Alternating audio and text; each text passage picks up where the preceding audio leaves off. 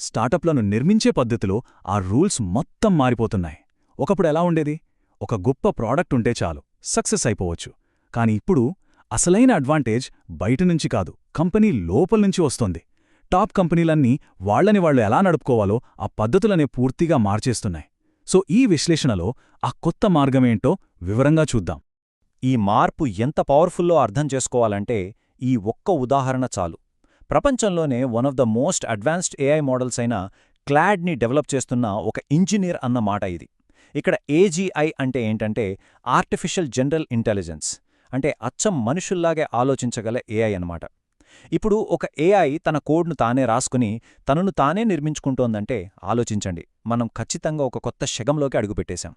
So ఈ యాంట్రోపిక్ కథ ఒక పెద్ద ట్రెండ్కి సిగ్నల్ లాంటిది. ఇప్పుడున్న పోటీలో గెలవాలంటే ఏదో కొన్ని ఏఐ టూల్స్ వాడితే సరిపోదు. అసలు విషయమేంటంటే కంపెనీలో జరిగే ప్రతి పనిని, ప్రతి ప్రాసెస్ని ఆటోమేట్ చేయడం. నిజమైన కాంపిటీటివ్ అడ్వాంటేజ్ దాగి ఉంది ఇక్కడే. ఓకే, ఈ కొత్త మోడల్ని 20x కంపెనీ అని పిలుస్తున్నారు. ఇది స్టార్టప్లు పనిచేసే విధానంలోనే ఒక ఫండమెంటల్ షిఫ్ట్ అన్నమాట. ఇంతకీ దీనర్థమేంటో ఒకసారి చూద్దాం. దీనికి ఒక క్లియర్ డెఫినేషన్ ఉంది. ఒక 20x కంపెనీ అంటే కేవలం కొన్ని పనుల్ని ఆటోమేట్ చేసేది కాదు. అది కోడింగ్ దగ్గర్నుంచి కస్టమర్ సపోర్ట్ దాకా, మార్కెటింగ్ నుంచి సేల్స్ వరకు ఇలా ప్రతి ఇంటర్నల్ ఫంక్షన్లో ఆటోమేషన్స్ బిల్డ్ చేస్తుంది. అసలు గోల్ ఏంటంటే ప్రతి ఒక్క ఉద్యోగిని మామూలు కంటే చాలా చాలా రెట్లు ఎక్కువ పవర్ఫుల్ చేయడం.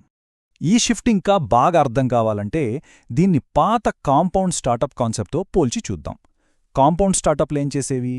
ఒకేసారి రకరకాల ప్రాడక్ట్స్ని తయారు చేసేవి. కానీ ఈ 20x కంపెనీలు అలా కాదు. ఇవి రకరకాల ఇంటర్నల్ ఆటోమేషన్స్ని నిర్మిస్తాయి. అంటే ఫోకస్ మొత్తం బయట ప్రాడక్ట్స్ నుంచి లోపల సామర్థ్యం పెంచుకోవటం వైపు మారిపోయిందన్నమాట. సరే, మరి కంపెనీలు ఈ 20x లెవెల్కి ఎలా వెళ్తున్నాయి?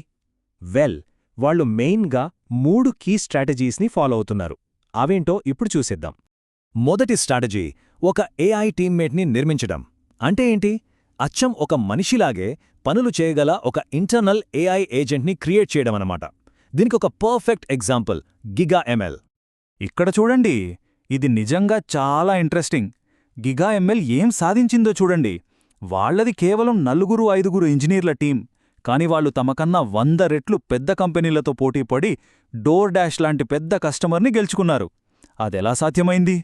గిగా ఎంఎల్ సక్సెస్ వెనుకున్న సీక్రెట్ వాళ్ల ఏఐ టీమ్మేట్ పేరు అట్లాస్.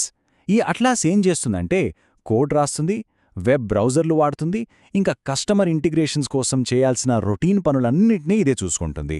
బేసిక్గా ఇదొక ఫుల్ టైం ఏఐ ఎంప్లాయీ లాంటిది. ఈ ఏఐ టీమ్మేట్ వల్ల ప్రొడక్టివిటీ ఎంతలా పెరిగిందో తెలుసా? చాలా డ్రమాటిక్గా. అట్లాస్ వల్ల ప్రతి ఇంజనీర్ వాళ్ల స్కోప్, వాళ్ల ప్రొడక్టివిటీ 2-3 రెట్లు పెరిగిపోయింది. ఇంజనీర్లు ఆ రొటీన్ పనుల్నుంచి ఫ్రీ అయిపోయి అస్సలైన క్రియేటివ్ ప్రాబ్లమ్స్ మీద ఫోకస్ పెట్టగలుగుతున్నారు. ఇది నిజంగా ఒక గేమ్ చేంజర్ కదా. రైట్, ఇక రెండో స్ట్రాటజీ చూద్దాం. అదేంటంటే ఒక ఏఐ సోర్స్ ఆఫ్ ట్రూత్ని క్రియేట్ చేయడం.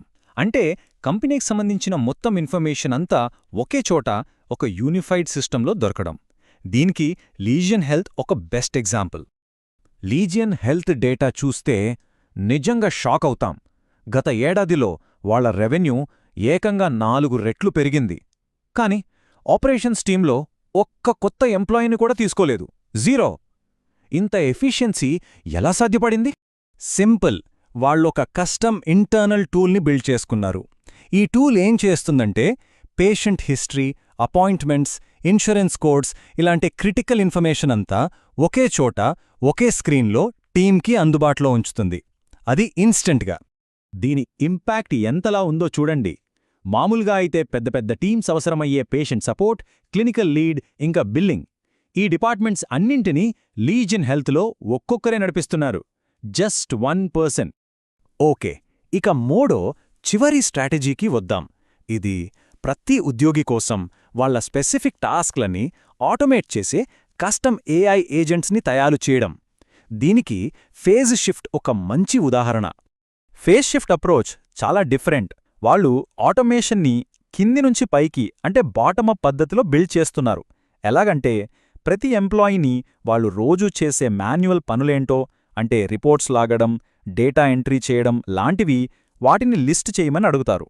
ఆ తర్వాత ఆ పర్టిక్యులర్ పనులను ఆటోమేట్ చేయడానికి చిన్న చిన్న కస్టమ్ ఏఐ ఏజెంట్స్ని ఫాస్ట్గా బిల్డ్ చేస్తారు.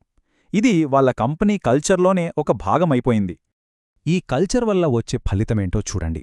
ఏఐ డిజైన్ టూల్స్ వాడటం వల్ల 12 మంది టీమున్న ఈ కంపెనీలో ఇప్పటివరకు ఒక్క డిజైనర్ను కూడా హైర్ చేసుకోలేదు. వాళ్లతో ఆ అవసరమే రాలేదు. అంటే కొన్ని జాబ్ రూల్స్ని పూర్తిగా అవాయిడ్ చేయగలుగుతున్నారు. సో ఈ కొత్త సూపర్ పవర్ ఏంటి? చిన్నగా లీన్గా ఉండటమే అసలైన అడ్వాంటేజ్. ఇంటర్నల్ ఆటోమేషన్ పవర్తో చిన్న టీమ్స్ కూడా ఇప్పుడు పెద్ద పెద్ద కంపెనీలను ఢీకొట్టగలవు, ఓడించగలవు. ఓకే, మనం ఇప్పటిదాకా చూసిన 3 ప్రాక్టికల్ స్ట్రాటజీస్ని ఒకసారి క్విక్గా రీక్యాప్ చేద్దాం. నంబర్ 1, ఏఐ టీమ్మేట్స్ని బిల్డ్ చేయడం. నంబర్ 2, ఇన్ఫర్మేషన్ కోసం ఒక యూనిఫైడ్ సోర్స్ ఆఫ్ ట్రూత్ని క్రియేట్ చేయడం. ఇంకా నంబర్ 3, ఎంప్లాయీస్ కోసం కస్టమ్ ఏఐ ఏజెంట్స్ని డిప్లాయ్ చేయడం. ఇక్కడ గుర్తుంచుకోవాల్సిన ముఖ్యమైన విషయం ఏంటంటే, ఈ 3 స్ట్రాటజీస్ వేర్వేరు కాదు, వీటిని కలిపి కూడా ఉపయోగించొచ్చు. నిజానికి ఏ కంపెనీలైతే ఈ మూడింటిని కంబైన్ చేస్తాయో అవే లీన్గా ఉంటూ రికార్డ్ బ్రేకింగ్ గ్రోత్ రేట్స్ని సెట్ చేస్తున్నాయి, మార్కెట్లో గెలుస్తున్నవి కూడా అవే. ఇదంతా మనల్ని ఒక పెద్ద ప్రశ్నకు తీసుకువస్తోంది. ఈ కొత్త ట్రెండ్ లాంగ్ టర్మ్ ఎఫెక్ట్స్ని చూస్తే 1000 మంది ఉద్యోగులతో నడిచే పెద్ద స్టార్టప్లు ఇక గడిచిపోయిన కాలానికి చెందినవైపోతాయా? బహుశా భవిష్యత్తంతా చిన్నగా సూపర్ ఎఫిషియెంట్గా ఉండే టీమ్స్దేనేమో. దీని గురించి ఆలోచించాలి.